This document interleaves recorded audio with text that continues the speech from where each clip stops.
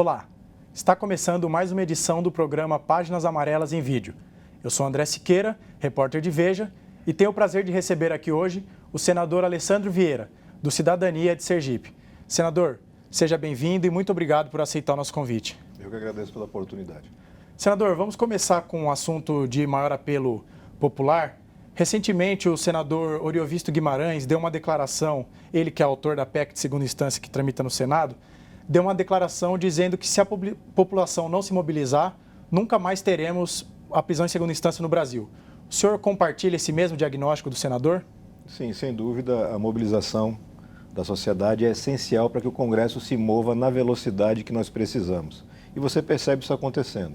A cada manifestação, a cada movimentação maior nas ruas, você tem um resultado lá dentro do Congresso.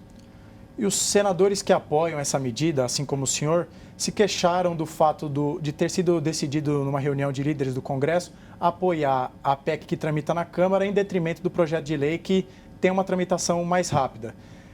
O argumento é que a PEC tem uma tramitação mais demorada. Queria saber do senhor, por que a pressa na aprovação de uma matéria tão importante como essa? A pressa aí não se confunde com afobação ou com equívoco. A cada momento em que você deixa de regular essa situação, você tem mais pessoas que podem ir para a rua ou que estão indo para a rua.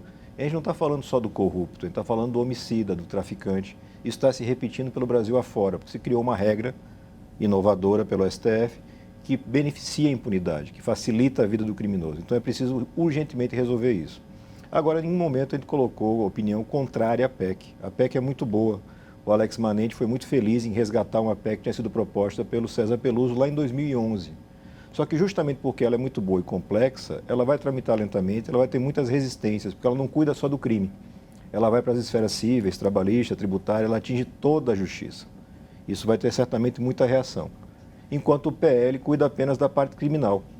Resolve imediatamente um problema sério. Ele é tranquilamente jurídico, não tem nenhum tipo de problema com constitucionalidade e as duas casas trabalham de forma integrada, mas com alguma liberdade.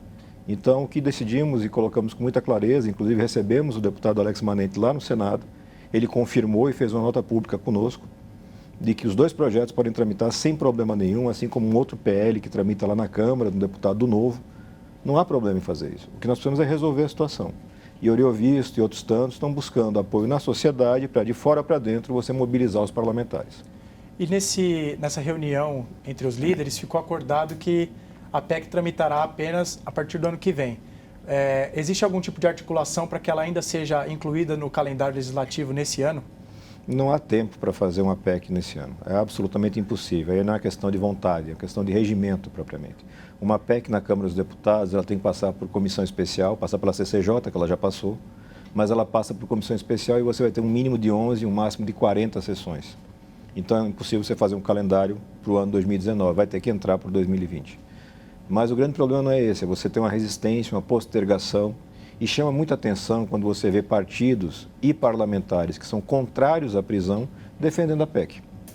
Fica muito claro que essas pessoas estão apenas usando de uma estratégia para retardar a aprovação, retardar a discussão, apostando que o cidadão brasileiro vai esquecer esse assunto e vai se envolver com outros. A nossa missão, dentre outras tantas, é não deixar que isso aconteça. É manter ativa a discussão e apresentar soluções que sejam efetivas e rápidas, como é o caso do PL 166, que está lá pronto para ser votado na CCJ.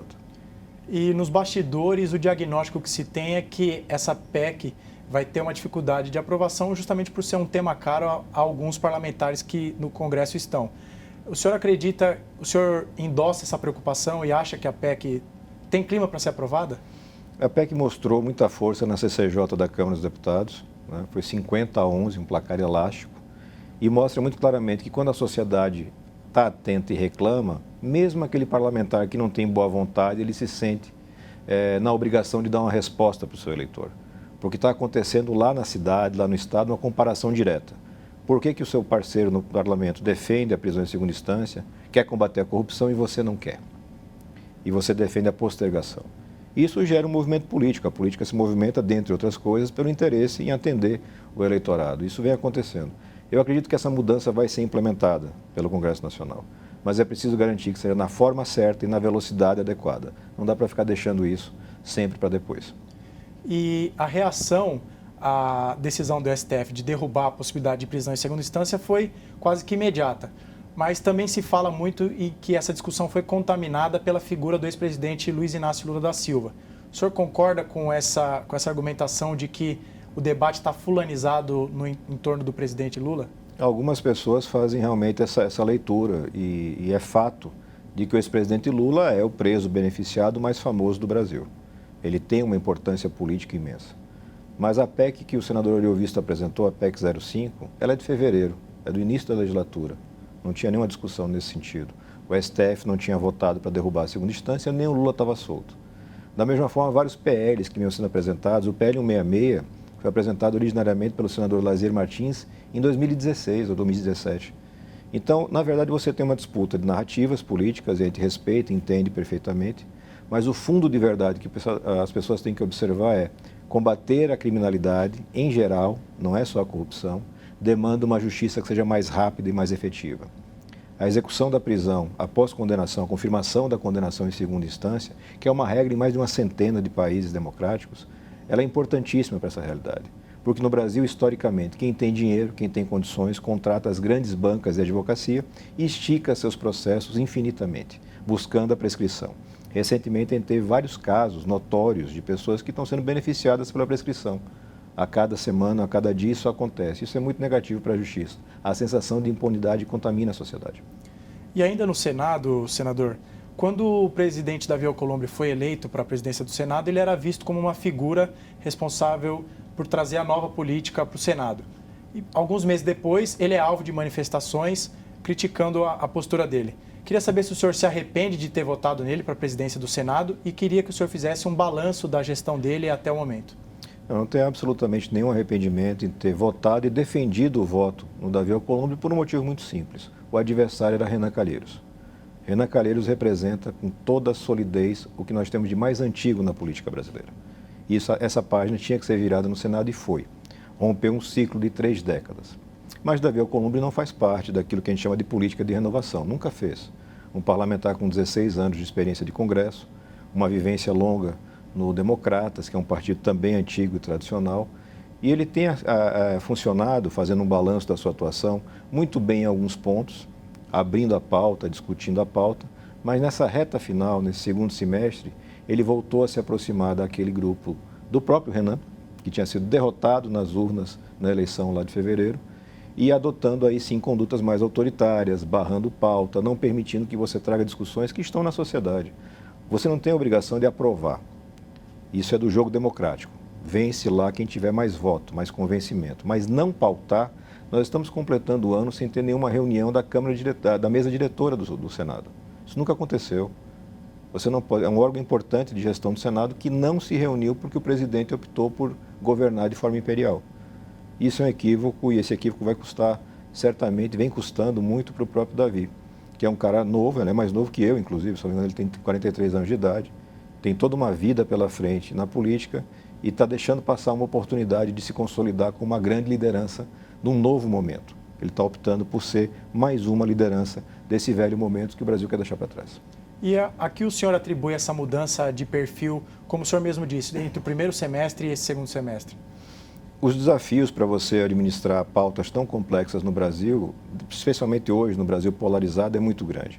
Então eu entendo perfeitamente como é difícil você poder administrar, formar maioria, fazer com que a pauta ande.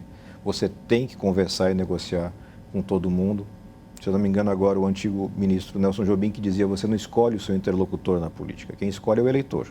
E você tem que conversar com todos. Fazer política de verdade. Isso dá muito trabalho.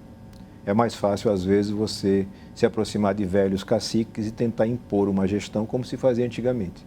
Dentro do gabinete fechado, sem publicidade, sem transparência e fazendo apenas pautas que são de interesses desses grupos. Como eu disse e vou dizer sempre, a realidade da sociedade brasileira vai impor uma mudança.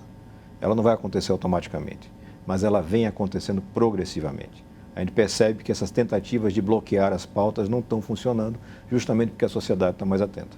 E uma das críticas feitas ao presidente Davi Alcolumbre é o fato dele não pautar, por exemplo, pedidos de impeachment contra os ministros do Supremo Tribunal Federal. E o argumento utilizado é sempre de que esse tipo de discussão fere a harmonia entre os poderes e causa um conflito institucional. Qual a avaliação do senhor sobre esse argumento utilizado pelo presidente Davi Alcolumbre? É um argumento tolo, ainda que seja repetido por pessoas importantes, é uma bobagem. A própria Constituição Federal traz esse regramento. No equilíbrio entre os poderes, na independência, você tem que ter formas de controle recíproco. No caso do Supremo Tribunal Federal, apenas o Senado tem algumas possibilidades de controle, que são o processamento de pedido de impeachment e uma CPI. Essas são as únicas duas formas. Quando ele arquiva esses procedimentos todos, sem serem apreciados, sem serem sequer lidos, ele está repetindo a conduta dos outros. Renan fez isso, Eunício fez isso, Sarney fez isso. Você tem pelo menos 4 dezenas de pedidos de impeachment que nunca foram lidos. Todos eles muito importantes, com denúncias gravíssimas. E elas precisam, primeiro, ser publicadas. Você tem que ter capacidade que a sociedade entenda isso tudo que está acontecendo e exercer o controle. Ninguém pode estar acima da lei, nem o ministro-presidente do Supremo Tribunal Federal. Só nesse ano, senador, 14 pedidos de impeachment foram protocolados. Esse é um recorde contra o ministro Supremo e esse é um recorde histórico. Queria saber, na opinião do senhor, isso não banaliza a discussão sobre a conduta de determinado ministro? Eu acho que os ministros, ou pelo menos alguns ministros, estão banalizando a figura do STF. Quando você tem decisões que são flagrantemente contrárias à legislação, como foi o caso da decisão de Dias Toffoli, barrando as investigações com base em informações do COAF. Quando ele tomou aquela decisão, atendendo um pedido de liminar totalmente extemporâneo, fora do contexto da ação, da defesa do senador Flávio Bolsonaro, filho do presidente, ele estava rasgando todo o entendimento histórico do Supremo. E eles vêm fazendo isso reiteradamente. Então, quem está minando, quem está dinamitando a estabilidade do judiciário, a credibilidade do judiciário, são justamente os ministros. E aí você tem resultados como você teve agora. Você tem uma decisão que paralisa mais de 900 investigações ao longo do ano inteiro, e esse prejuízo é difícil de se recuperar, porque isso eu falo sabendo exatamente do que eu estou falando, quase 20 anos trabalhando com investigação, com apuração de crimes. Essa paralisação só foi benéfica para o bandido. E agora, na hora de votar, quase uma unanimidade de ministros reconhece que a decisão estava equivocada. Inclusive o próprio Dias Toffoli volta atrás e desfaz sua própria decisão. E esse período? Atendeu a quê? Atendeu a quem? Qual era o interesse? Você precisa apurar essas situações, você precisa entender o que está acontecendo. E não há outro mecanismo juridicamente viável, constitucionalmente bem feito, a não ser a CPI e o pedido de impeachment, que não pode necessariamente resultar na cassação do mandato do ministro, mas vai sim resultar em esclarecimento dos fatos. Ministros são servidores públicos, como eu sou como senador. Eles têm que prestar explicações à sociedade, eles não podem se portar como se portam hoje, como se fossem pessoas num Olimpo que não precisam prestar esclarecimento. Você nunca ouviu uma resposta, por exemplo, do Gilmar ou do Toffoli com relação a denúncias que afetam diretamente a vida financeira deles. Eles ignoram e seguem a vida como se fossem donos da verdade. O senhor também encampou uma campanha sobre a CPI da Lava Toga, que acabou acontecendo uma guerra de assinaturas e hoje ela não tem o número de assinaturas necessárias. O que o senhor acredita que precisa ainda ser feito para que esse limite seja alcançado e quais seriam, eventualmente, os próximos passos dessa investigação? Nós temos 2 requerimentos do CPI. Um deles teve o número de assinaturas, na verdade teve 29, 2 a mais, e foi submetido a um rito totalmente fora da previsão normal, porque CPIs estão previstos na Constituição. São direitos da minoria. Então, se você tem o número de assinaturas, se você tem um fato jurídico relevante, você tem a CPI. É compulsória a instalação. O que o presidente Davi Alcolumbre fez? Ele submeteu esse primeiro pedido a um juízo de valor na Comissão de Constituição e Justiça. E foi aprovado um parecer, num conluio, num acerto, entre parte do MDB, do DEM e do Partido dos Trabalhadores, barrando o pedido de CPI sob justificativa de que alguns dos fatos não poderiam ser objeto de investigação. Quando alguns não podem, é porque os outros podem.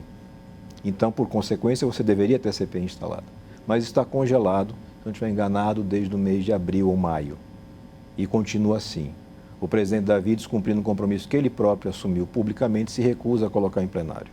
O segundo pedido, que cuida só do Alexandre de Moraes e Dias Toffoli, com relação àquele inquérito arbitrário legal das chamadas fake news, uma medida que pode ser muito bem apelidada de AI-5 do Judiciário, porque ali ele rasgou o Código de Processo, Constituição, todas as regras de direito básicas para poder criar um instrumento de pressão, de ameaça política, gerando um arcabouço de informações que ninguém sabe para que serve.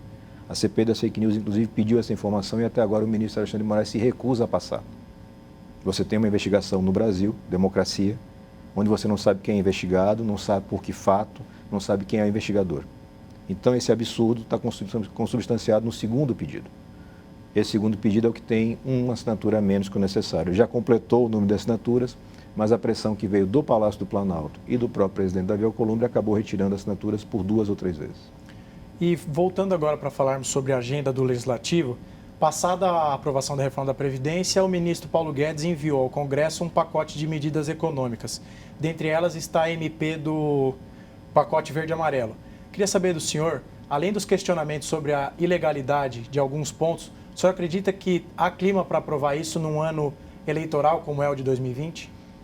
O ministro Paulo Guedes tem repetido uma prática que não me parece ser a mais produtiva.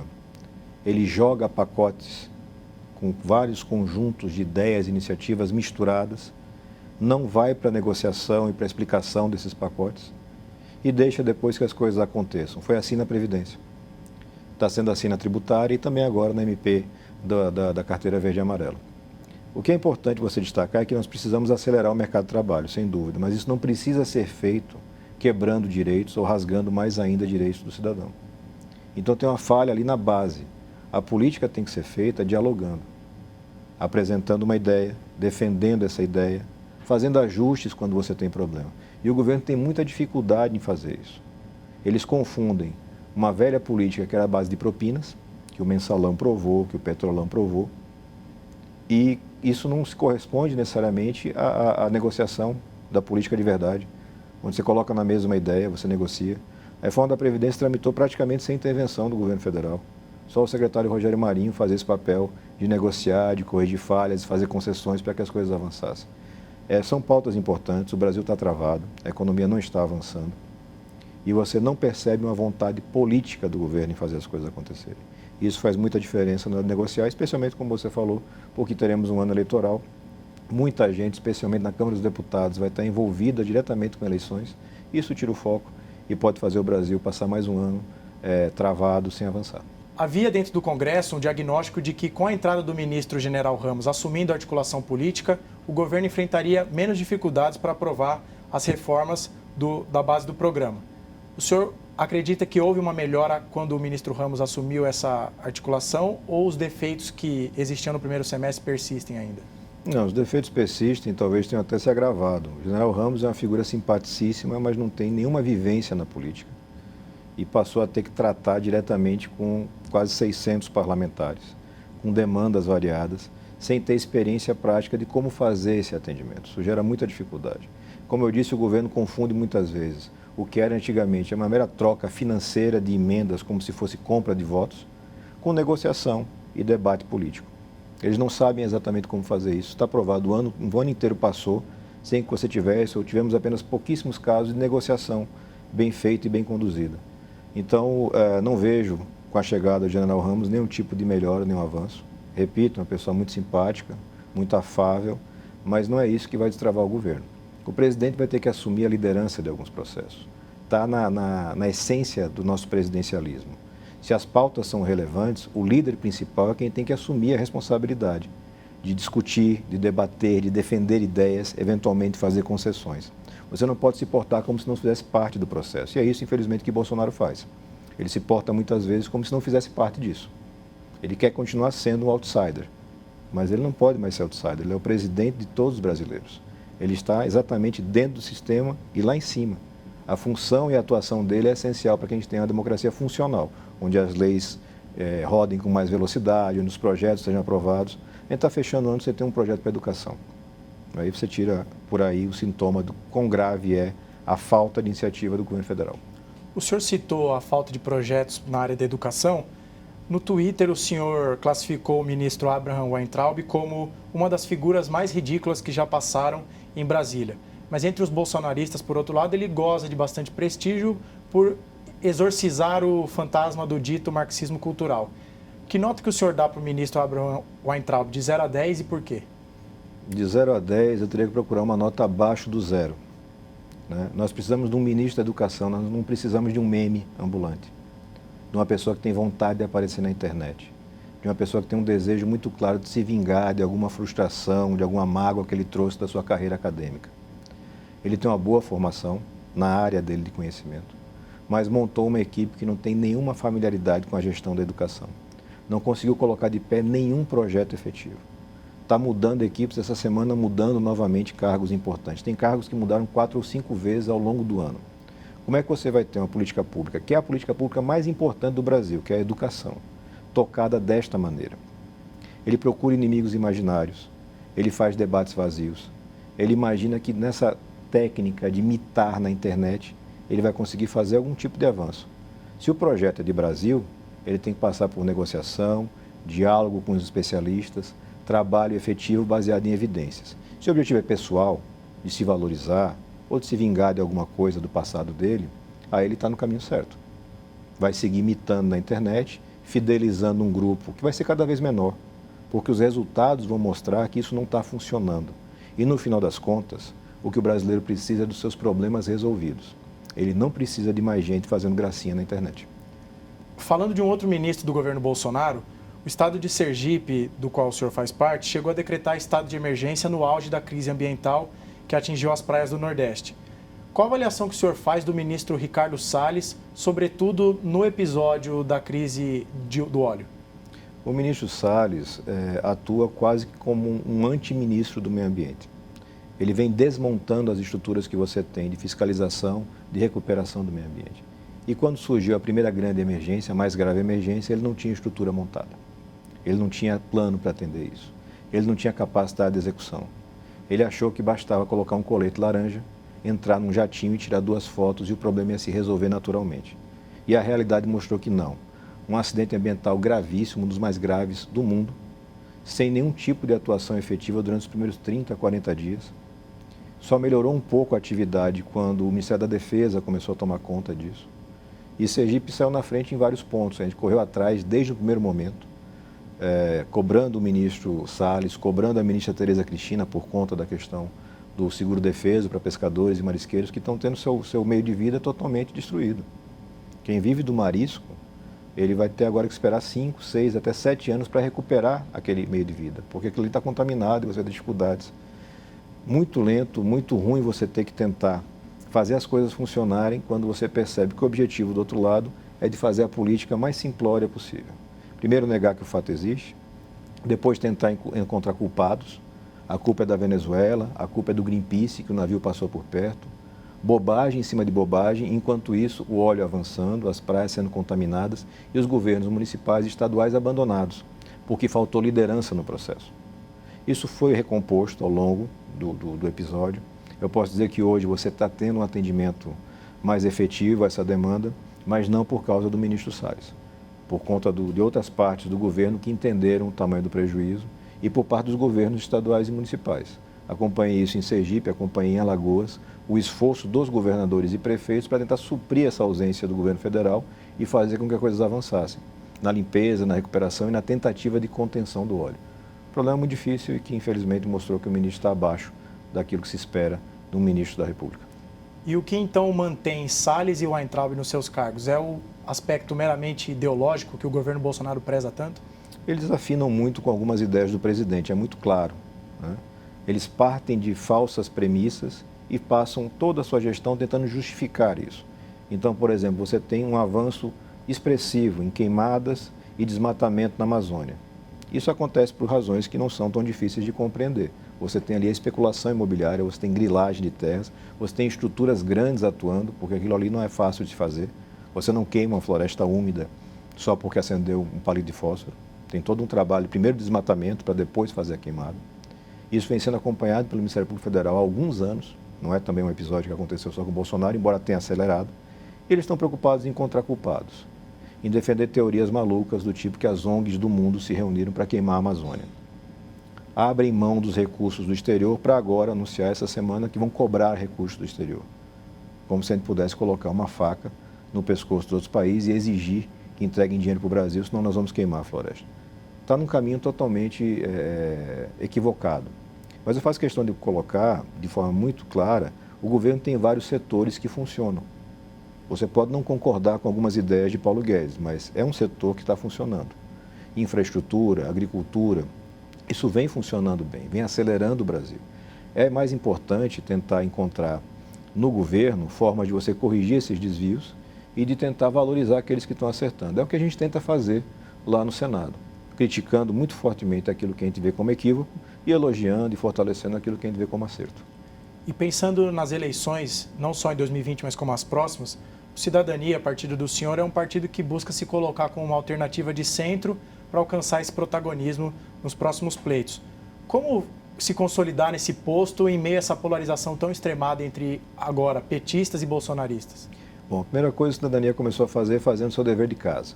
Aprovamos um novo estatuto, totalmente remodelado, onde você aumentou a democracia interna, acabou com as reeleições internas, abriu espaço para os movimentos de renovação, inclusive no Diretório Nacional, uma forma mais transparente de gestão partidária, se aproximando da sociedade. Essa é a primeira etapa, porque no final é a sociedade que vai escolher.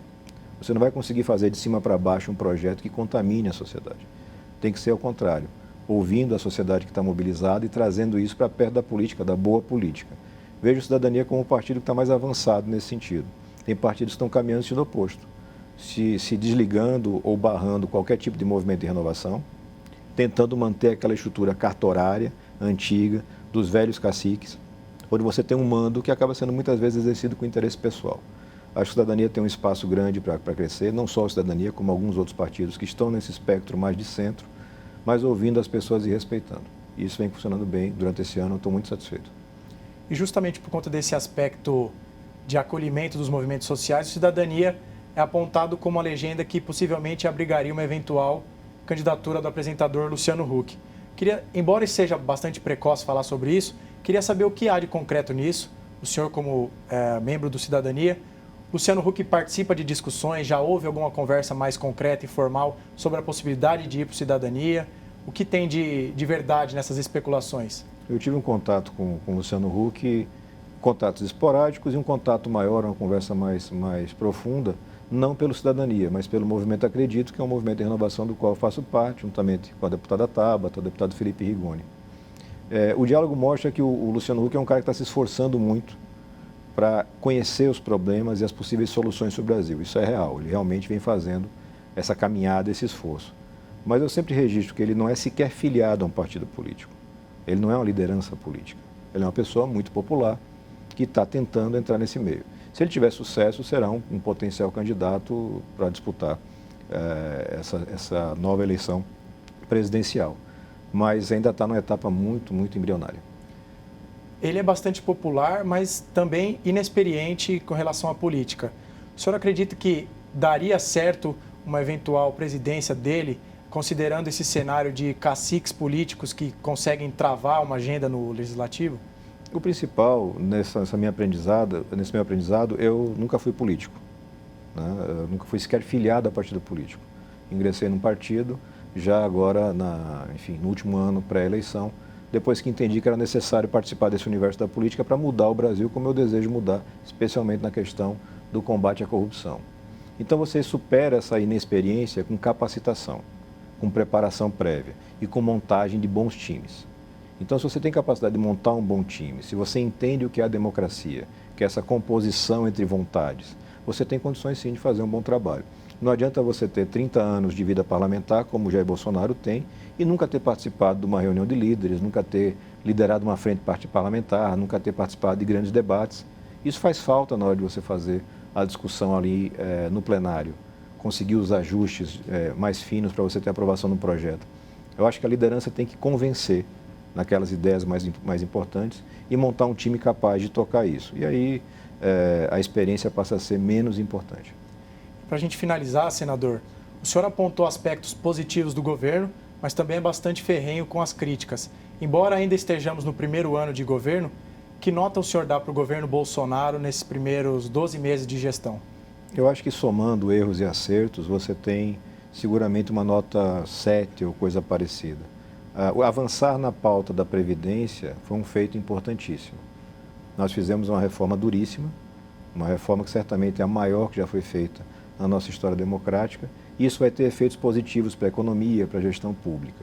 O que está faltando para o governo, primeiro, corrigir esses desvios que são ideológicos demais, extremistas, mas também entender a importância de uma pauta social.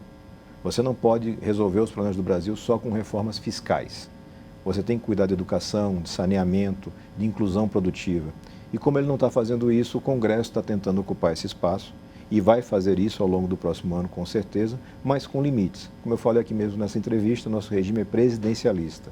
O presidente precisa assumir a liderança desse processo, entender mais de perto o Brasil e fazer com que o Brasil saia dessa marra de pobreza, de subdesenvolvimento, de falta de futuro.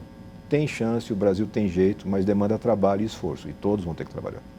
Senador, muito obrigado. Páginas Amarelas vai ficando por aqui. Muito obrigado e até a próxima.